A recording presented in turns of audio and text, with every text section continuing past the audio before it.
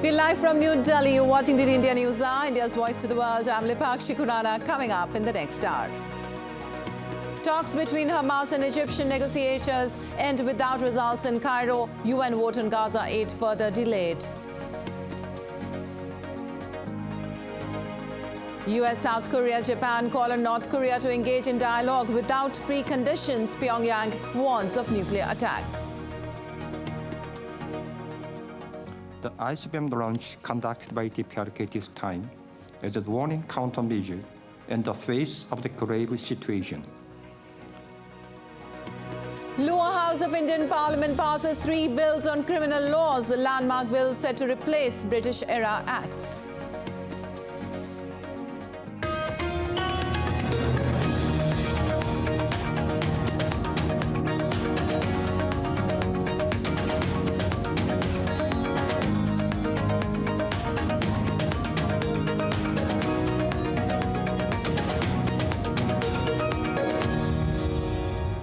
On to details now. As Israeli troops continue their ground operations in Gaza, the army has discovered a network of tunnels running deep beneath central Gaza city. As per the military, the tunnel was found and the properties registered under the name of a senior Hamas leader. The tunnels were found when soldiers secured a central area of the city in recent days, accessed by spiral staircases and an elevator up to 20 meters below ground. The tunnels were facilitated with electricity, plumbing, surveillance cameras and heavy blast doors. Moreover, Israel has also accused Hamas of deliberately locating tunnels and other military infrastructure among civilians in order to use them as human shields.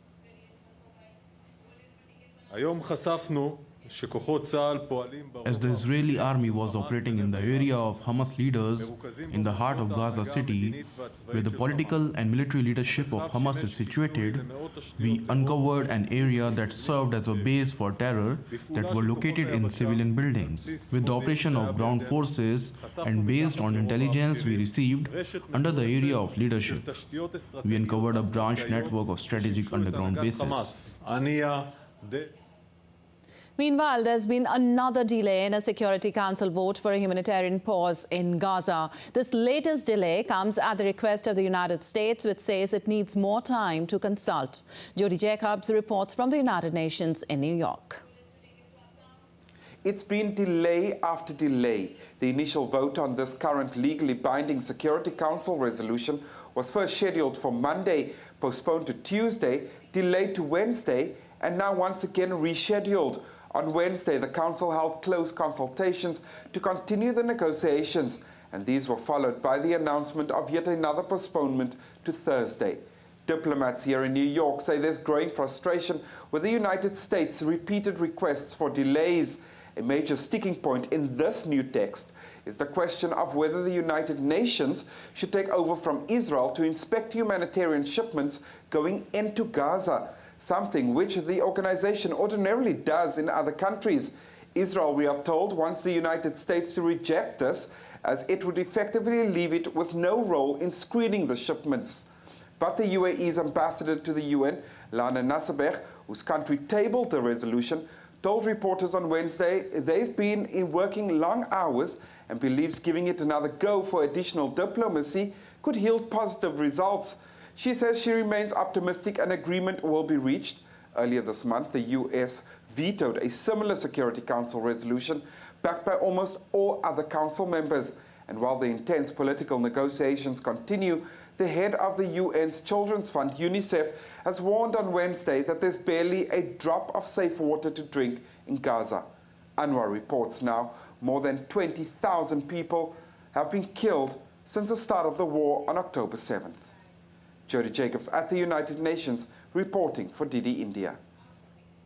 Well, relentless efforts are being made to resume ceasefire in the conflict-inflicted Gaza Strip. The leader of Hamas visited Egypt on Wednesday for an intensive talks on a new ceasefire, but the meeting ended without results. As per a Palestinian official, Egypt has offered a proposal for another humanitarian truce, but the idea of a temporary solution was rejected by Hamas. According to the reports, Egyptians are still optimistic about the possibility of a breakthrough in the coming days, but they're convinced that the situation is difficult and the negotiations will be long and difficult. Meanwhile, the United States have joined hands with Israel to combat Houthi in the Red Sea region. Israeli government on Wednesday welcomed the coalition of 10 navies that was formed to repel the Houthi threats. The US-led security initiative will see Washington and 10 other, mostly NATO countries, patrol the Red Sea to deter and respond to future Houthi attacks that have so far led to major global shipping lines rerouting around Africa instead. We, of course, welcome the international coalition of 10 navies to repel the Houthi terror pirate threat. This is a threat not just to Israel, but to global maritime trade, to the peace and security of international maritime routes. It is a global threat, and it is right that that be dealt with on a global level. And we thank our American allies for that forceful decision to secure freedom of navigation on the high seas. Well, shifting focus now, the top diplomats of the United States, South Korea and Japan on Wednesday condemned North Korea's recent ballistic missile launches.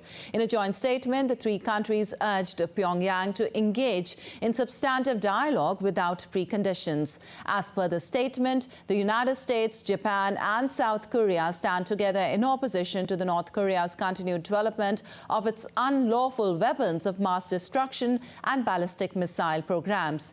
U.S. Secretary of State Antony Blinken, Japanese Foreign Minister Yoko Kamikawa and South Korea's Foreign Minister Park Jin met.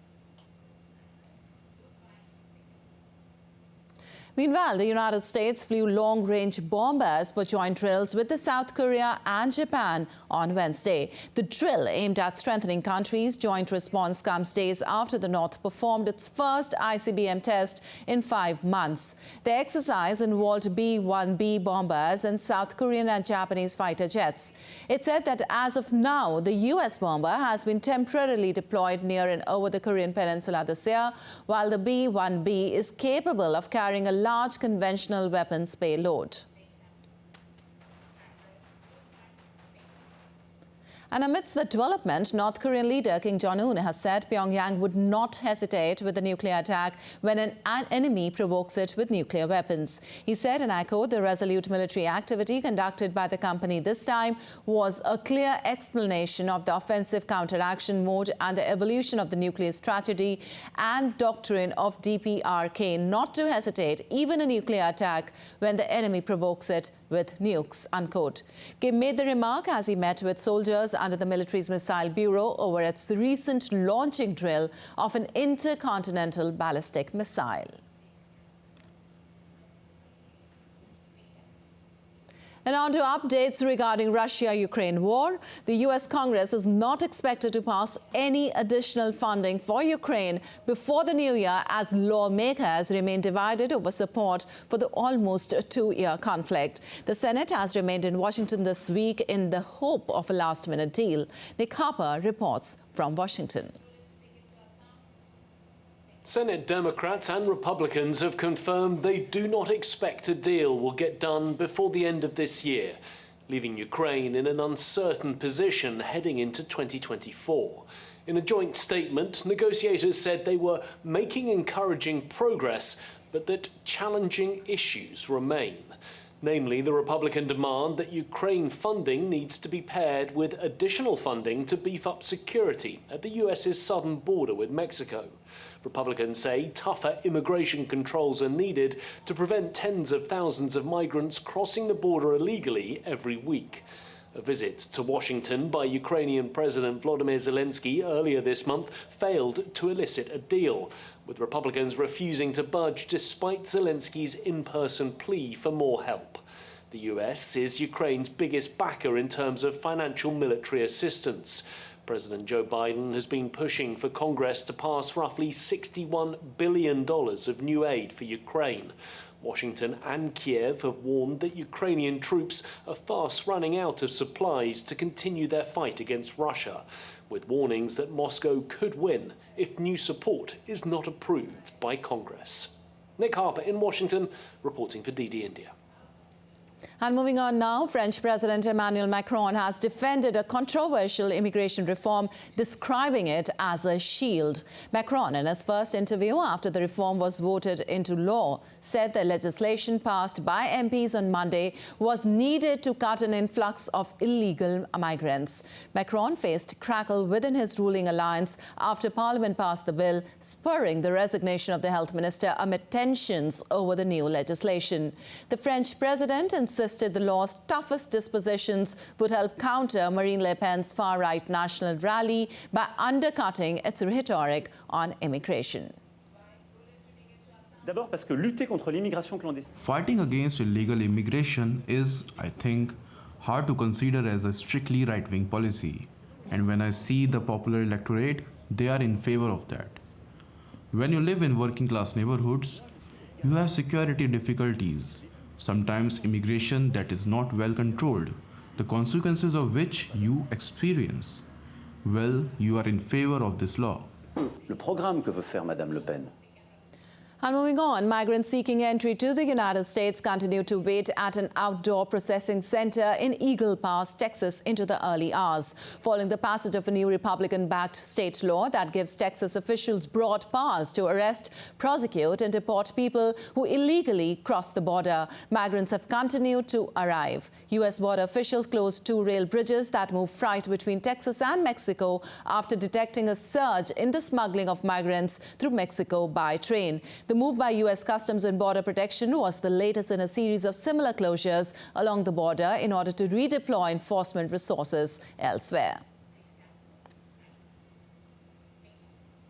And the U.S. state of Colorado has ruled that former President Donald Trump cannot appear on their ballot for election because of insurrection from January 6, 2021.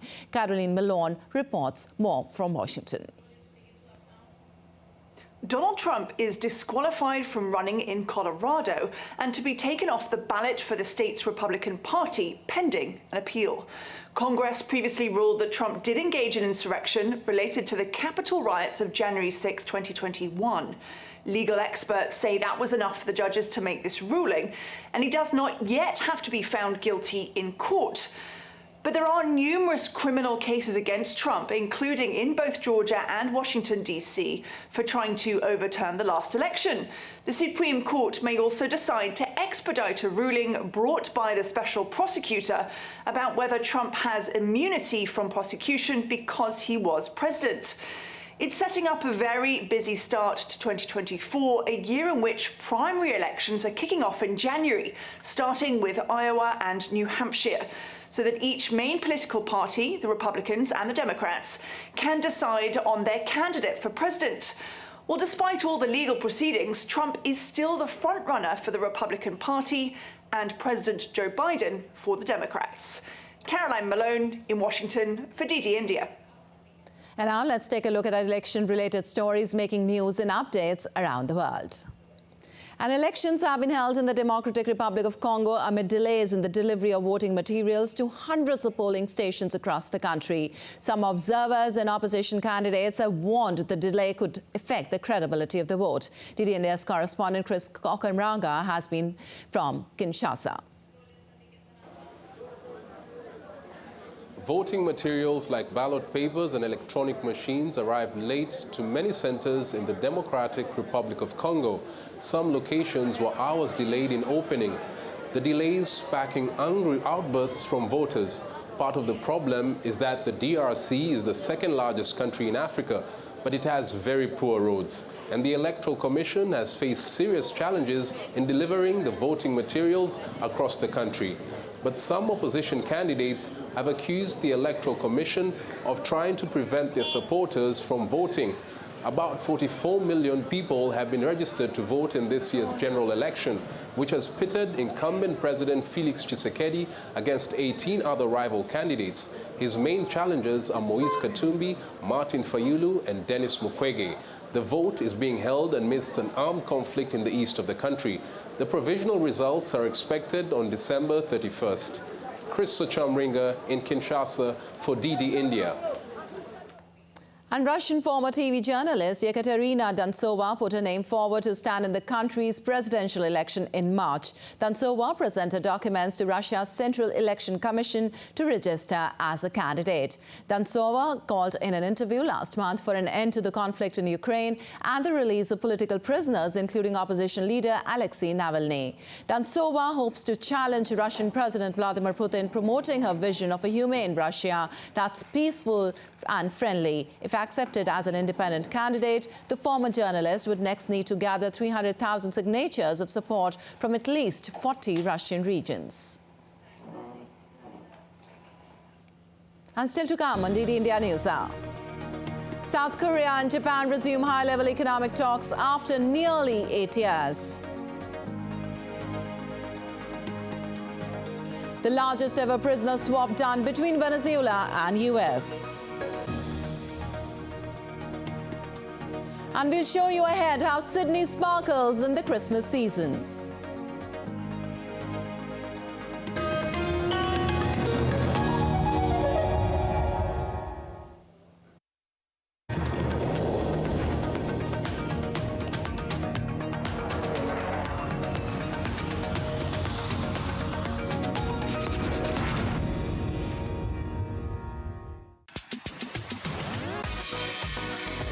India that invents.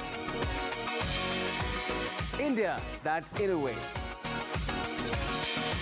India that excites. India that invites. Land of possibility. Teeming with opportunities. Watch India Ideas each Thursday, 8 p.m. only on DD India.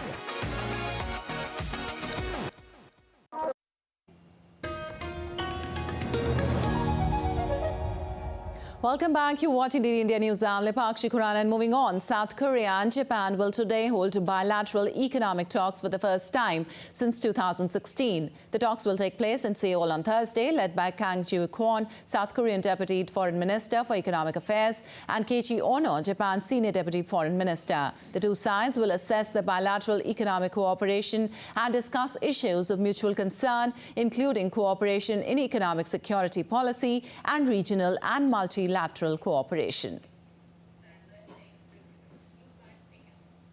And DD India correspondent Chris Gilbert joins us from Tokyo for more.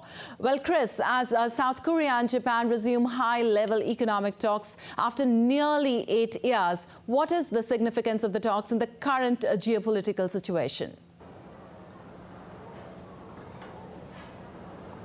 Well, I think you summed it up very nicely. The hitting points here are that it is the first talks in 8 years between these two countries, at least about the economic talks, and also that they're going to discuss areas of mutual cooperation and concern. It should be noted that these are not very high-level talks at the moment. It is the deputy ministers that are meeting, but the geopolitical significance is that as these two countries look to expedite a warming of relations, you have to start somewhere. We've seen the deputy foreign ministers meet, and then the foreign ministers meet, and then the leaders meet. These things do tend to, escalate up to the leaders' levels. So we're seeing the deputy ministers meet at this time, and likely they're going to be discussing, security issues, supply lines, things that could threaten the trade between the two countries. Japan is looking to challenged South Korea in a number of areas economically. Particularly, it has been overtaken by South Korea and Taiwan in the production of semiconductors.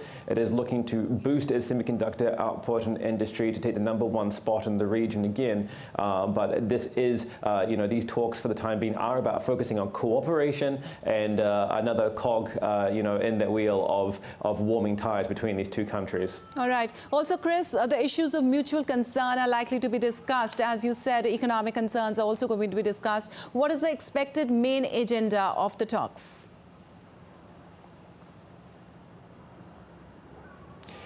Yeah, well, all of that is yet to be seen. It can be largely expected that, areas of mutual concern will largely focus on trade route issues, securing supply chains. There has been the ASEAN summit just here in Tokyo at the weekend, and other countries such as Malaysia brought up concerns about the security of trade routes, very vital trade routes through the South China Sea. There's also going to be talks about, potential, attacks that has been seen in the past on companies in South Korea and Japan, cyber attacks from the likes of, allegedly North Korea and Russia. So there'll be talks about preventing and working together to prevent those in the future. And also, it is a time of convenience for these two countries. The two leaders at the moment are on the same page. They're willing to work together to quickly bury historical disputes. And so economic talks, along with security talks, along with investment and other issues, are all being expedited at the moment between Japan and South Korea, making hay while the sun shines, lest these governments change and there is a change of heart between them. All right, Chris, thank you so much. As you said, the two leaders are on the same page and the timing is very important. And moving on, Venezuela has freed 10 U.S. citizens as part of a prisoner swap with the United States. It's the largest ever prisoner swap between the two governments. Correspondent Marie-Trin Mena has more details. The White House confirmed the release of 10 U.S. citizens, 6 of them designated as wrongfully detained by the State Department. The swap took place in a third country. Before leaving Venezuela, all of the prisoners went through a medical examination. Among the Americans released, 2 former members of the U.S. Special Forces, Aaron Berry and Luke Denman, who were sentenced to 20 years in jail after participating in a failed attempt to overthrow President Nicolás Maduro.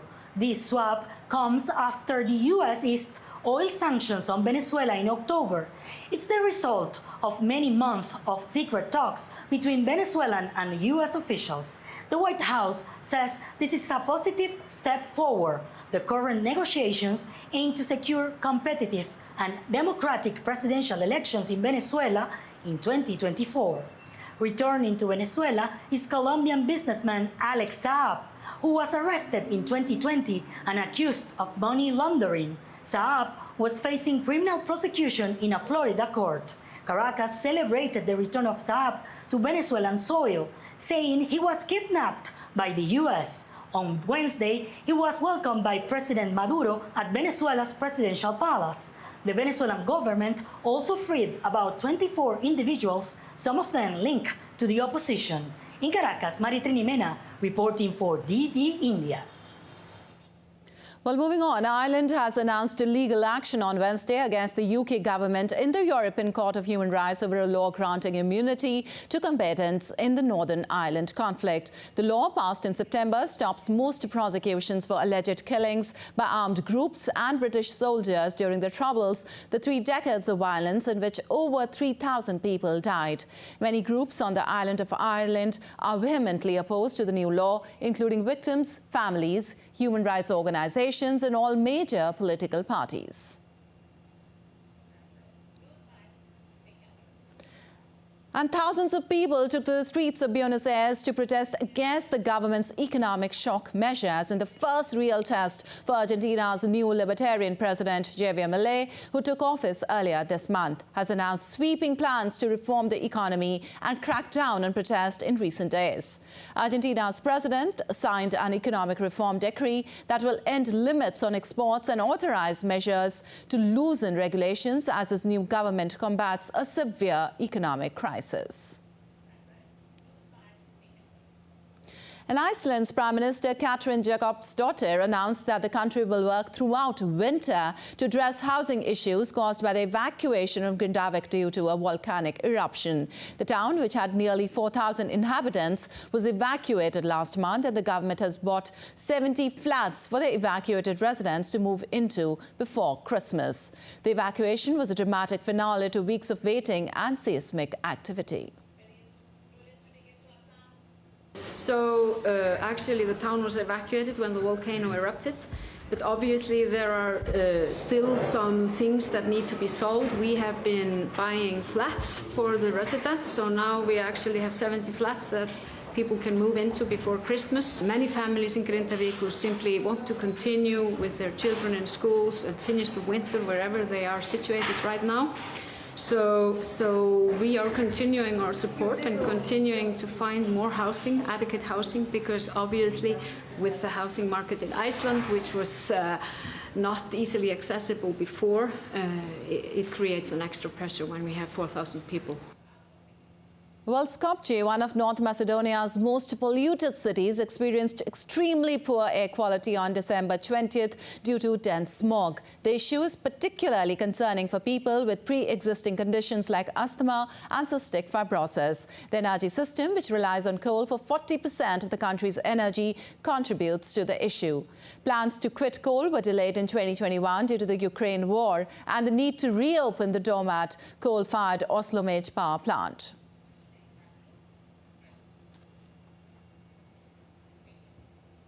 And low temperatures are hindering rescue efforts after an earthquake in a remote and mountainous part of China on Monday. Andrew Wood in reports from Macau. Well, rescue work is well underway, but it's quite a big task. And it's not just a matter of finding survivors. Now the rescue workers and the government have to think about what happens next. 200,000 or more homes have been wrecked. In the short term, there are around 130,000 tents have been brought in to help people shelter. But remember, the weather there is pretty awful, minus 15 degrees. The temperature is not uncommon. The first night was the worst for many of the survivors. The earthquake hit at 1 minute to midnight on Monday, and many of the survivors just basically rushed out of their homes. They couldn't go back. They were worried about aftershocks, and there were at least 9 aftershocks in the first 12 hours. So they spent, many people just spent the first night in the fields. Some farmers burned straw in order to keep warm.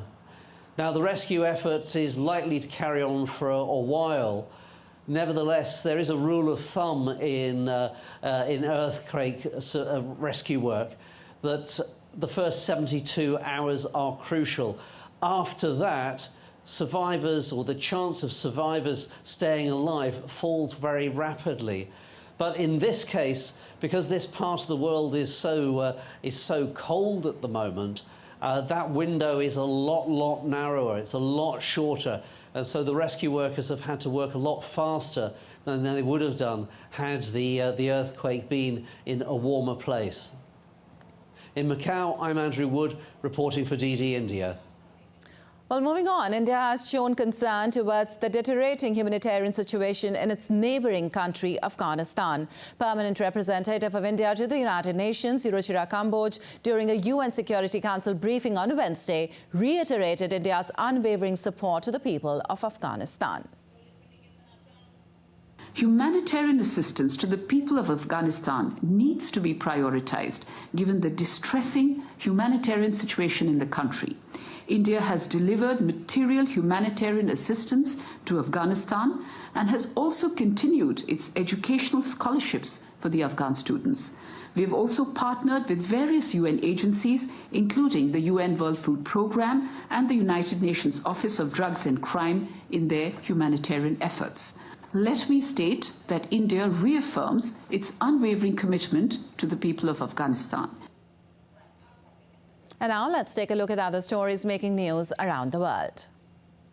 Rome showcased peace-themed Christmas lights along Via del Corso, a 1,400-metre-long carpet of warm white LED lights. The decoration, composed of 300,000 points of light, reflects the universal theme of peace. The 10-metre-long tree at Capitoline Hill is dedicated to the Italian Constitution.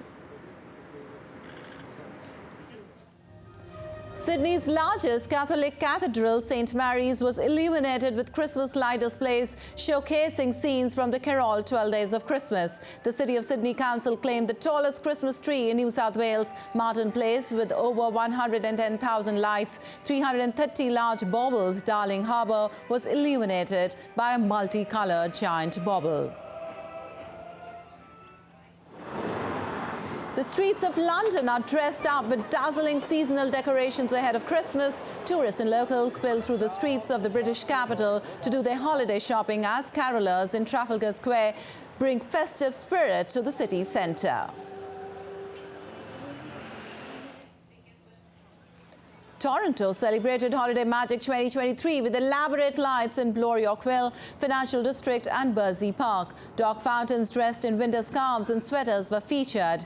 Inglewood Avenue, known as Kringlewood, featured 50 inflatable Santas for the 8th year. And Tokyo welcomes Christmas with sparkling light displays and decorations. Tokyo celebrates Christmas with festive lights, including impressive Christmas trees at December Tokyo and ice skating at an ice rink. Tokyoites love Christmas time, making it an ideal time to be out and about despite the cold. And still to come on DD India News Hour. Nation braces up for the COVID surge. Stay with us as we get you preparedness of the public health system in New Delhi. Indian Army heroes save lives of 3 passengers stuck in a car in floodwaters in Tamil Nadu. Stay with us to get more on the heroics feat accomplished. And we will also show you India's tallest Christmas tree set up in Karnataka as a beacon of holiday cheer.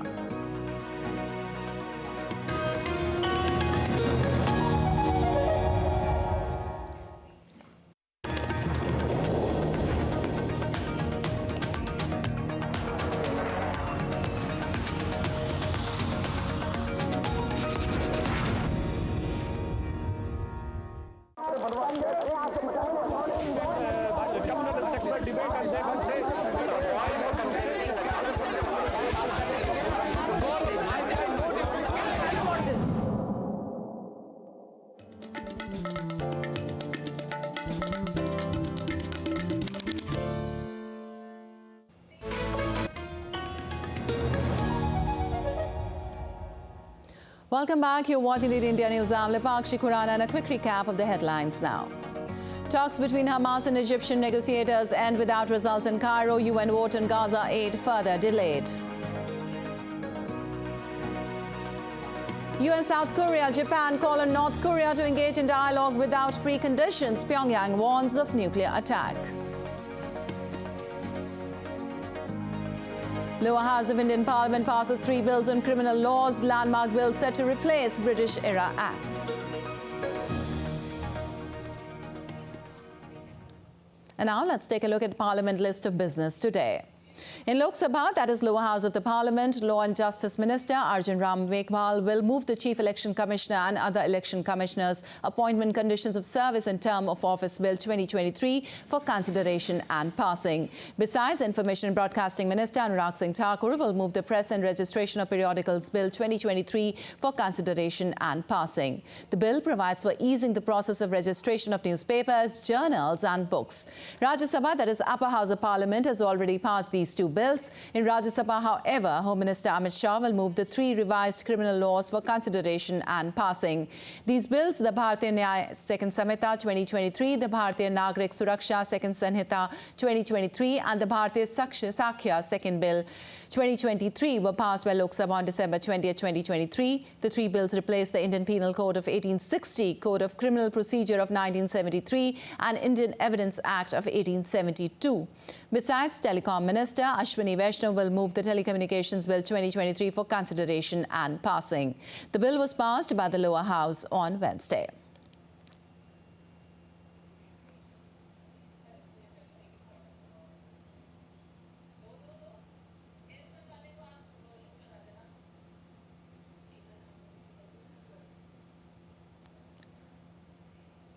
In proceedings in Upper House of the Parliament, the Home Minister will move the 3 revised criminal laws. Bill was passed by the Lower House on Wednesday, and the bills would replace the British-era criminal laws IPC and CRPC. Also, the Telecom Minister will move the Telecommunications Bill 2023. Bill was passed by the Lower House on Wednesday, and Home Minister will move the 3 revised criminal laws. Bill was also passed by the Lower House on Wednesday.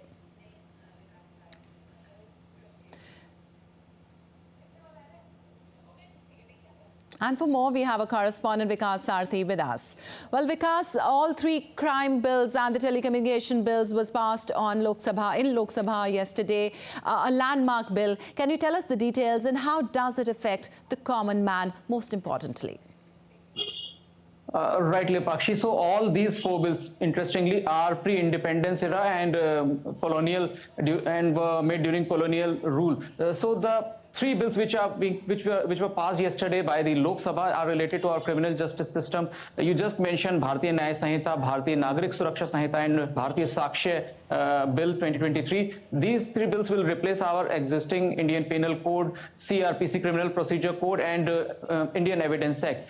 There have been several changes brought through these three particular bills. In fact, for the first time, the act of terrorism has been defined and it has been included in our main criminal code. Other than that, some other issues were pending before the standing committee, and there have been some demand that mob lynching and organized crime must be brought in our main code, main criminal code as crimes. Earlier also, Lepakshi, these crimes, whether it is terrorism, whether it is organized crime or mob lynching, these were not clearly mentioned in Indian Penal Code. And for terrorism and organized crime, other bills were taken into, other laws were taken into consideration, like we had UAPA and MACOCA, Maharashtra Control of Organized Crime Act. So these were other bills which used to be address these issues, but now terrorism, organized crime, and all these offences and crimes have been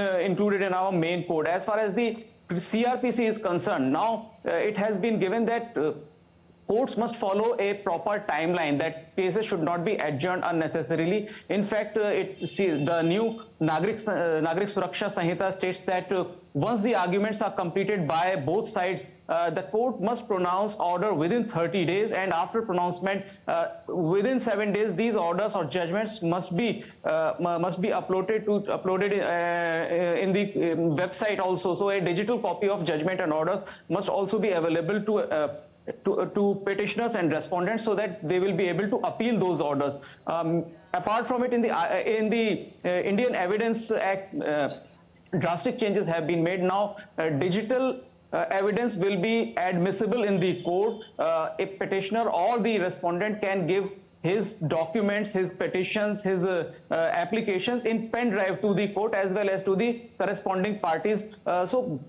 drastic changes have been made to make sure that people will have time, people will have justice in time. There should not be any kind of adjournments unnecessarily, and the lower courts, particularly trial courts, must follow a particular timeline to dispose of the cases, so that we have a huge burden of pending cases in court, so that can be reduced by following such timelines. Also, what is lined up for today, as Lok Sabha was adjourned till 11 a.m. Today, and Rajya Sabha was also adjourned yesterday? Right, Lepakshi. So these three bills related to our criminal justice system, now these will be taken up by the upper house, the Rajya Sabha today, and another bill, telecommunications bill, which was also passed yesterday, it will also be taken up for the discussion. In telecommunications bill, provisions have been made that the identity of customer must be ensured, so that any kind of we have seen cyber fraud with consumers. These issues can be addressed. Apart from it, government has also brought a proper guideline for allocation of a spectrum, that in which cases there should be an auction for spectrum, and what are the areas where government on administrative side will allocate spectrum to the particular organization, whether BSNL, VSNL and other government entities. So proper guidelines have been made. It has been ensured that our telecom companies must follow best practices to protect identity of customers, and there should not be any kind of cyber security related issue. All these things have been ensured in telecommunications bill. All right, Vikas, thank you for that update from there. And moving on, the COVID-19 virus continues to make a comeback. Thankfully, this time it is only a variant of interest with low risk, as declared by the WHO. Nonetheless, the surge in cases of JN1 are making countries all over the world concerned. India Today reviewed the preparedness of the public health system in New Delhi. DD India's Mihir Maikuri reports for more. COVID-19 pandemic has once again returned across the globe. Though this variant JN1 is comparatively less risky, countries are battling the surge cautiously. India is all set to battle the new COVID cases. The country's health minister, Dr. Mansukh Mandavia, on Wednesday chaired a high-level meet to review the COVID-19 situation in India and preparedness of public healthcare system for surveillance, containment and management of COVID-19. In the meet, Indian states and union territories were advised to send samples of all COVID-19 positive cases to labs, plan appropriate public healthcare response.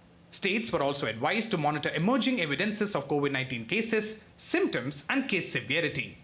Mock drills to be undertaken every 3 months at both the central and state levels. Strengthen the surveillance systems for whole genome sequencing of positive case samples. Ramp up testing. Remain alert. Increase surveillance. Ensure adequate stock of medicines, oxygen cylinders, concentrators, ventilators and vaccines. Raise awareness among people on respiratory hygiene. Dissemination of factually correct information, counter fake news to mitigate any panic, and share information on cases, tests and positivity in real time. It is not serious by itself. WHO has named it as a variant of interest. That means we watch it carefully, we keep on tracking this, keep on understanding its structure and so on. This variant has been present in 36 to 40 other countries, originally reported in Europe way back in August. So it's under watch. We are tracking the virus carefully. The JN.1 confirmed in Kerala in one case and 21 other cases in Goa are being tracked. So this virus subvariant is there in our country, and this is the same virus, as I said, which is driving upsurge in other countries. But we don't have to worry. Now let's understand what exactly is the new COVID subvariant. JN1, COVID subvariant initially identified in Luxembourg, is a descendant of the Pyrola variant. It has its origins in the Omicron subvariant. World Health Organization has classified JN1 coronavirus strain as a variant of interest.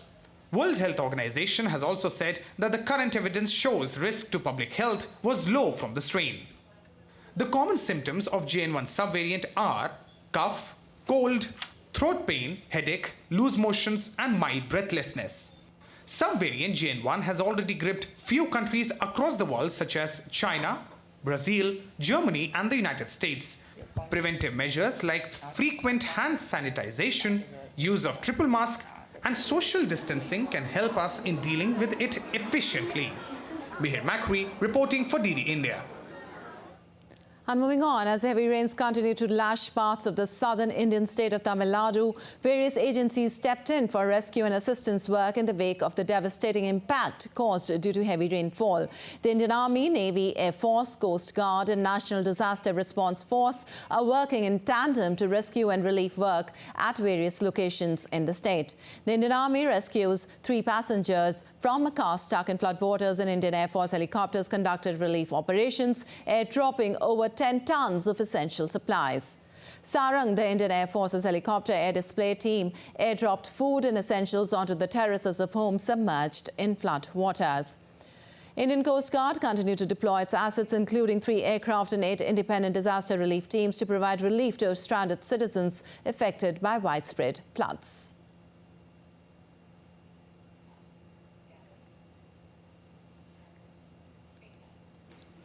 And Indian correspondent Anbarasan joins us from southern Indian town of Tuticorin.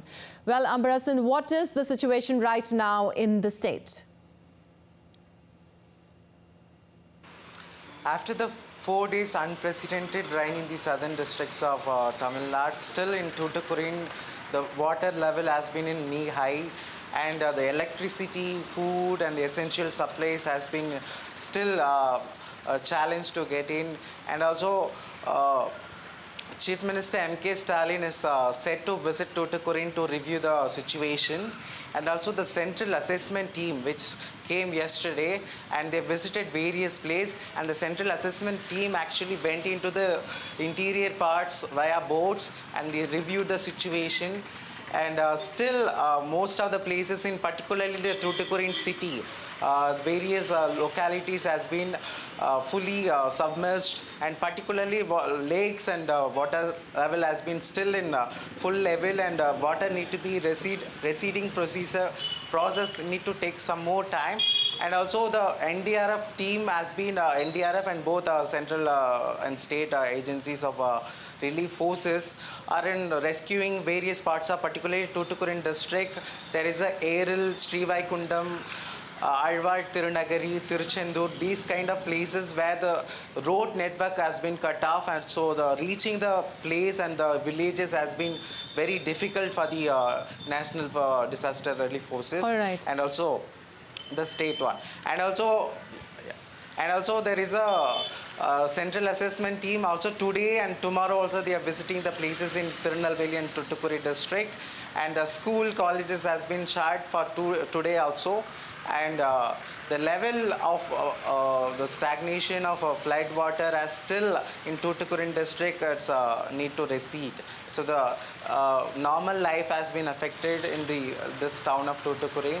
All right. So that is the situation in Tuticorin now. Also, Amberson, also as the relief and rescue operations, as you said, are in full swing, what is the current status? When do you think the water is going to recede, and are people still facing lots of problems? Yeah.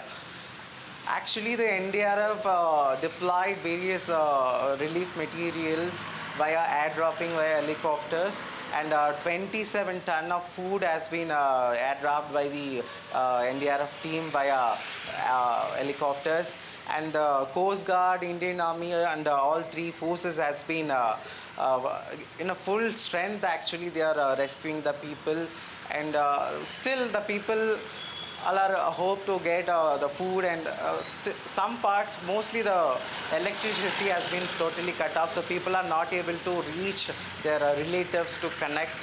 So the relief works has been little delayed due to that, and other parts of southern districts of Tirunelveli, Tenkasi, Kanyakumari has been now came to the normalcy, but Tuticorin only has been this situation.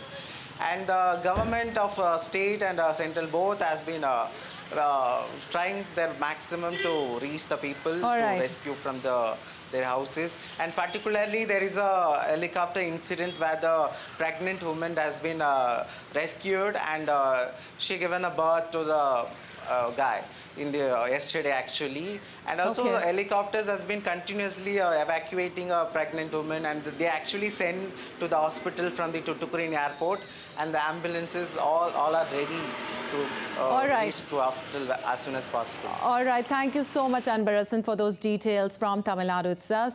And in other news, 2 idols of Lord Sri Ram made of glass fiber have been sent to Ayodhya by a sculptor of West Bengal. Muhammad Jamaluddin was assisted by his son in making 2 idols of about 15 to 16 feet height. These 2 idols reached Ram Temple in Ayodhya ahead of the inauguration ceremony. And for the Christmas celebrations in Indian state of Karnataka, India's tallest Christmas tree has been set up. Towering at an impressive height of 100 feet, the colossal tree stands as the centerpiece at Bengaluru's Phoenix Mall of Asia. The colossal tree is a beacon of holiday cheer, adorned with enchanting decorations and featuring lively elves and Santa Claus spreading joy in the surrounding areas. And still to come on DD India News Hour. Stocks nosedive across the globe, registering losses as investors engage in profit bookings amid the markets hitting new highs. And France is prepared to change Olympic opening ceremony plans if security requires it, says President Emmanuel Macron. We also get you a special report, India's growing stature in the sporting world, and a roundup of Indian athletes' stupendous performance at Asian Games.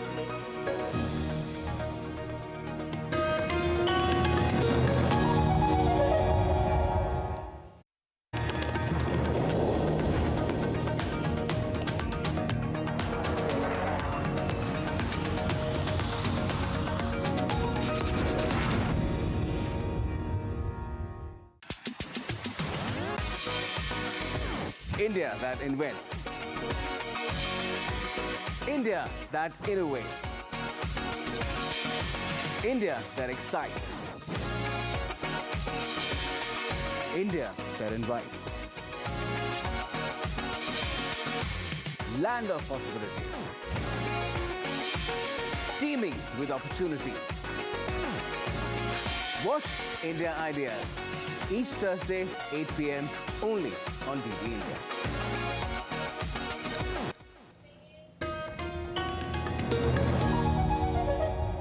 Welcome back. You're watching DD India News. I'm Lipak Shikuranan. On to business news now. European Union finance ministers reached an agreement on Wednesday on reforms that will loosen budget rules to encourage investment while keeping debt and spending under control. The reform comes after national debt levels were pushed to new record highs by pandemic recovery programs and with the region needing to embark on new spending to keep its climate, industrial policy and security goals on track. The deal will now be negotiated with the European Parliament before it becomes law. The deal is the fourth reform of the EU fiscal rules called the Stability and Growth Pact, meant to underpin the value of EU's single euro currency by limiting government borrowing. The government will, however, have no impact on the EU's fiscal policy in 2024 because national budgets for next year have already been decided on the basis of guidelines agreed earlier in 2023.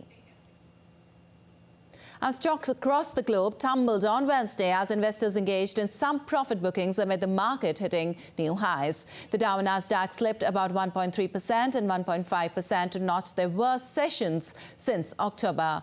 Wednesday's session was also snapped 9-day winning streaks for both. The pullback comes after a robust session on Tuesday when the Dow and NASDAQ composite both resisted 9 straight days of gains. In the Indian markets, the benchmark indices Sensex and Nifty also ended in the red on Wednesday, December 20th. At the closing bells, the Sensex was down 930.88 points or 1.30% at 70,506.31 and the Nifty was down 302.90 points or 1.41% at 21,150.20. In Japan's Nikkei and Korea's Kospi were down, trading in the red during the early hours on Thursday. And in a landmark case in Britain, AOS computer scientist lost his bid to register patents over inventions on behalf of his AI system. Stephen Thaler, creator of Dabis AI, wanted 2 patents in the UK for inventions devised by the AI. However, UK's Intellectual Property Office rejected the request on grounds that the inventor must be a human or a company. The similar decision was upheld by UK Supreme Court. Well, the UK is not the first place to reject request. Australia, European Union, United States and New Zealand have all denied Thaler's patent demand. The scientist only found success when he was granted patent in South Africa, which then became first country to ever give patents to AI for inventions. And in sports, in response to heightened security tensions across Europe, French President Emmanuel Macron stated on Wednesday that France is ready to relocate the 2024 Olympic opening ceremony from the planned River Seine location if the security situation demands it. Macron revealed the existence of contingency plans, including Plan B and Plan C, emphasizing a conscious approach to potential security threats. He expressed a reluctance to alter plans hastily, but acknowledged the possibility of triggering an alternative if level of insecurity requires us to revisit the initial scheme, he said. Il faut aussi tout prévoir. Si vous avez une montée des tensions... Of course, but that's what a Plan B is. You are in November 2015. You are 2 weeks ahead of Olympic Games. You have a series of terrorist attacks. What do? Well, you don't organize on the Seine. But you know, common sense helps. We must not go into impossible scenarios. Say, we can no longer organize anything. No, France is a great country. On ne sait plus rien organiser. Non. And in a resounding display of skill, dedication and unwavering determination, India has etched its name in the annals of sporting history by securing a monumental century of medals at the 2023 Asian Games hosted in China. As the year draws to a close, India's athletes stand tall, having clinched an impressive total of 107 medals. This remarkable feat is a testament to the nation's resilience and commitment to excellence in the dynamic landscape of sports. From the track to the field, the courts to the arenas, the Indian sports stars showcased their prowess and left an indelible mark on the Asian Games. In our next report, we take a sneak peek on India's historic run. A 655-member Indian contingent participated at the Asian Games in Hangzhou. India finished their Asian Games campaign with a record haul of 107 medals. First time in the nation's history such an achievement has been realized. The Indian contingent amassed a total of 28 gold, 38 silver and 41 bronze medals during the course of the event. This remarkable medal haul represents India's most successful performance in a single edition of the quadrennial spectacle. The country ended at the 4th spot in the medal tally, behind China, Japan and Republic of Korea. In shooting, India surpassed its previous best of 14 medals achieved at Doha 2006 by securing 22 medals in China. Notably, 12 of these medals were earned in team events. The men's and women's cricket team and kabaddi team demonstrated their prowess, achieving double gold medals in their respective categories. India's dominance in compound archery was undeniable as nation secured all 5 gold medals on offer, with Jyoti Sureka Venom and Ojas Praveen achieving a rare treble. This success bodes well for compound archery's pursuit of a permanent place in the Olympic program leading up to the Los Angeles 2028 Olympics. In the realm of badminton, the pairing of Satvik Sairaj Rankireddy and Chirag Shetty secured India's maiden gold medal with a convincing victory in the men's double final. The Indians' badminton squad's overall performance also earned them 3 medals, marking their second best showing at the Games. Athletics events were headlined by Neeraj Chopra's successful title defense in the javelin throw.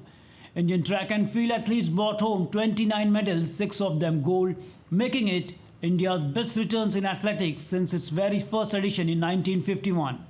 The sport was single largest contributor to India's medal tally in the 19th Asian Games. Several of these medal-winning performances have not only brought glory to India but also secured athletes' berth for the Paris 2024 Olympics. The Indian men's hockey team secured a golden finish, while boxers Nikhat Zareen, Praveen, Preeti and Lavlina earned bronze medals, thereby guaranteeing their participation in the marquee event in the French capital. Sports Desk, DD India. Well, that's all for this edition of DD India News Hour. But let us know your thoughts on the news of the day. You can connect with us on Facebook, X, formerly known as Twitter and Instagram. We'll be back with more news as it breaks here on DD India. I'm Lipakshi Khurana from all of us here in Delhi. Thanks for watching DD India News Hour.